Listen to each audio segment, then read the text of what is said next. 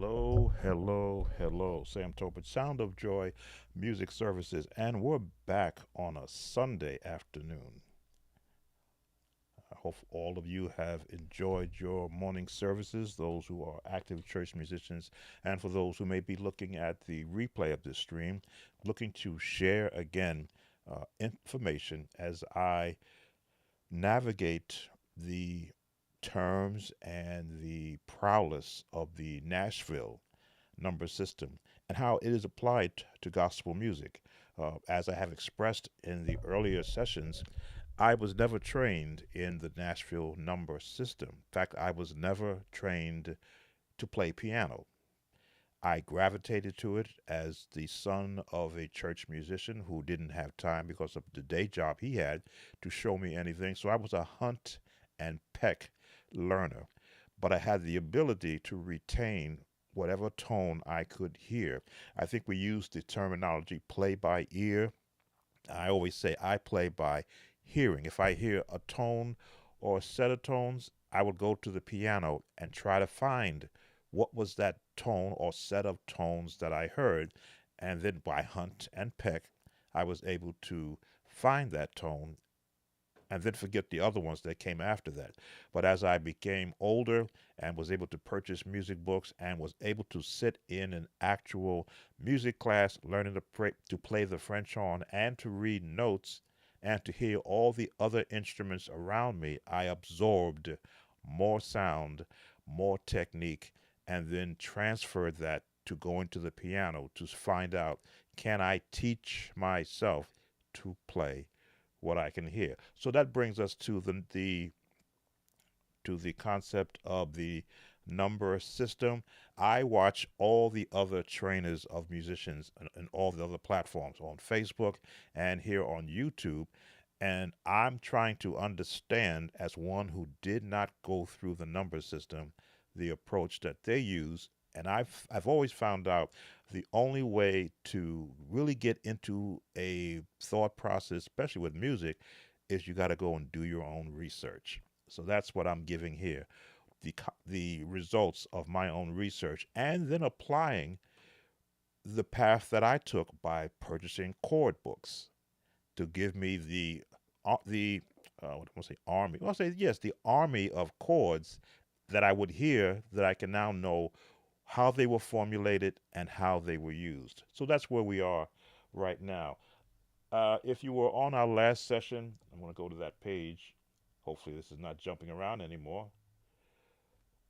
I've added some more to the page because I was, again, in thinking about what am I going to cover next. Well, we got the major chords in the Nashville system. That's what you see there. Oh, I forgot. I got another camera pointing this way so I can look both ways and watch my iPad and watch if this thing changes on me. So we have the major chords which we worked with yesterday, our last session rather, for the Nashville system. And I'll cover those here as you watch our keyboard. There we go. That's 2, the 3, the 4, the 5, the 6, the 7, and the octave 8. So we covered those chords on our last session.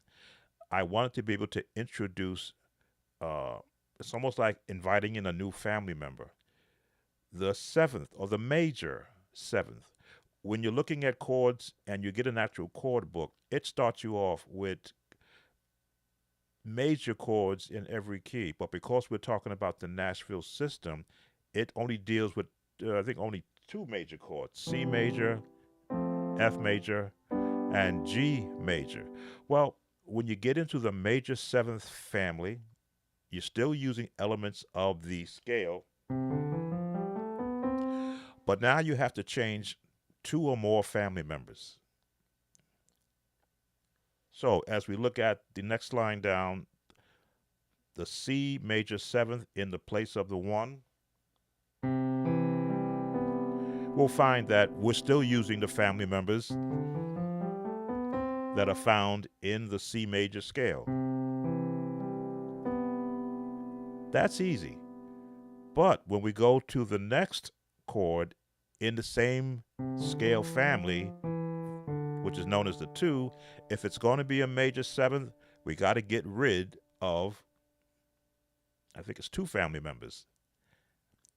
We got to get rid of the F, and we have to add a D flat. So now we included the F sharp, the A, which is still in the family of the scale.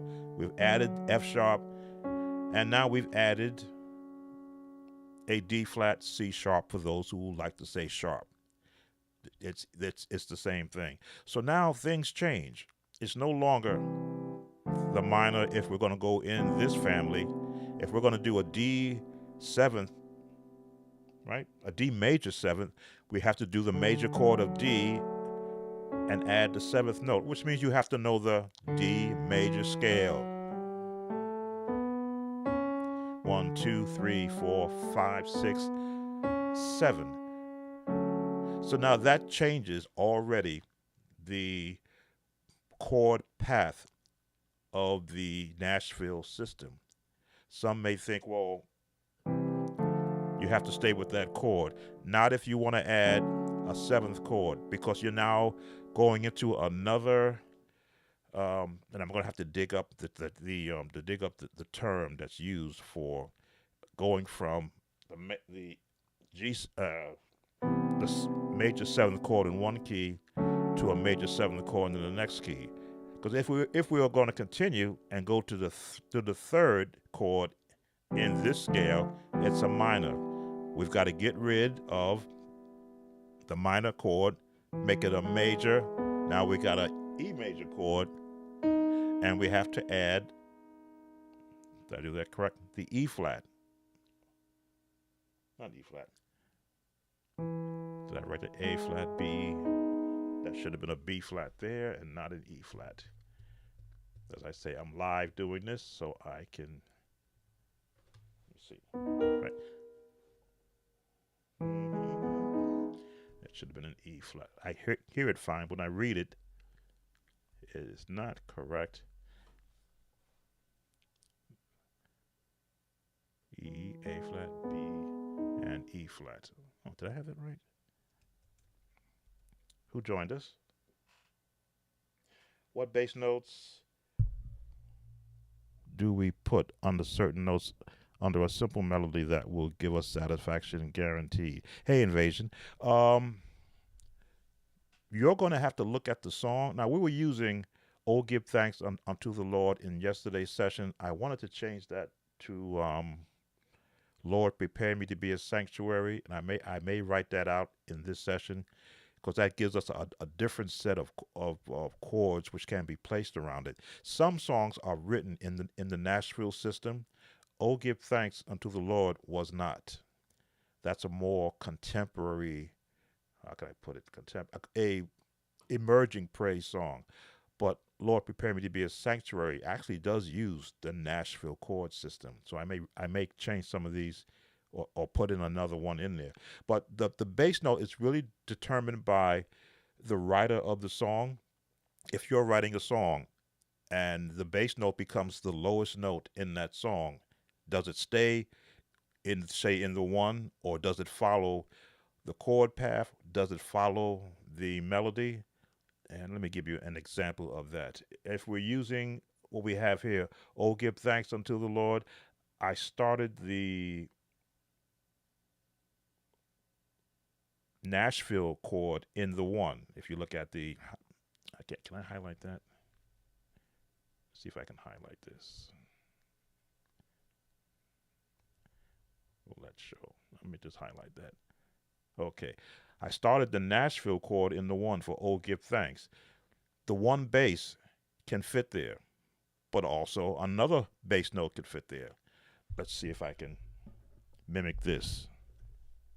So we're looking at the melody: 3, 5, 6, 3, 2, 5, 3. Those are the note names. Rather than calling out the alphabet name, we're calling out the numerical names: 1, 2, 3, 4, 5, 6, 7. That's how we wrote it to stay within the actual number system. Then we gave it the Nashville chord of 1. So "Oh, give," that's the Nashville the Nashville 1. Thanks became the 4, which is the F. F. On to Nashville 5, G to the, and then back to the Nashville 1. Now I'm doing octave so that I'm not all the way down here, but we know you can, whatever notes that you select is the 1. Root is the 1, first inversion is the 1, second inversion is still the 1. Throw a bass in with that, and let's do that. Let's write in bass.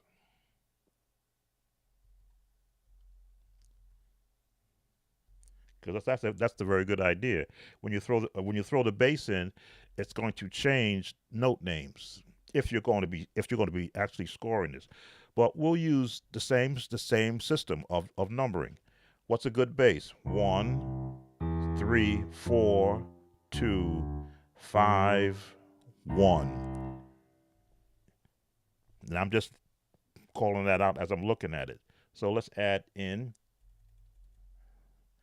our bass note 1. Oh, give 2. No, 1. Boom, boom, boom. 3.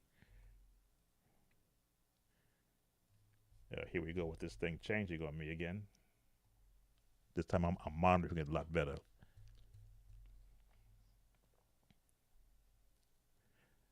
Boom, boom, boom. That should have been a 3, not a 2. Oh, give should have been a 3 for bass. 3, boom, boom, boom. 4, which is the F. Boom. 2, right?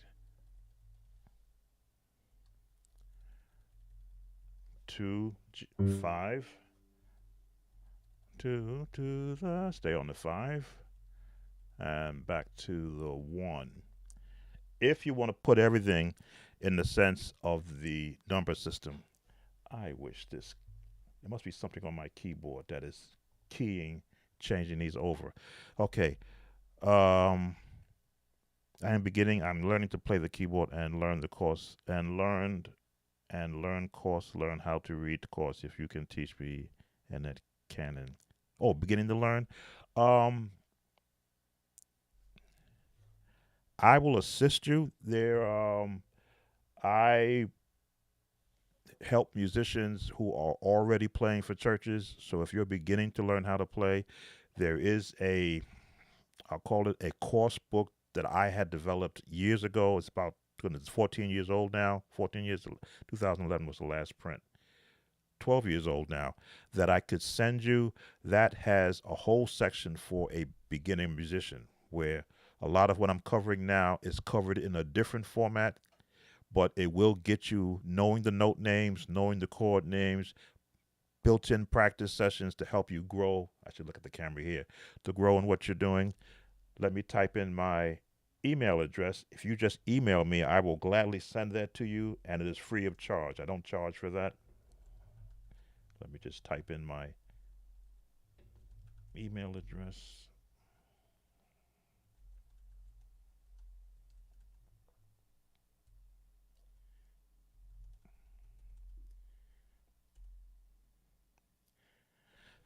So if you just email me, I will send that directly to you right after this stream, so that you can get a formal course.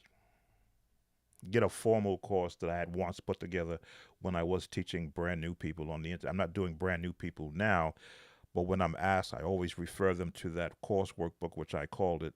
It's got a beginner, advanced, and beginner, intermediate, and advanced section. So there's something there for everyone.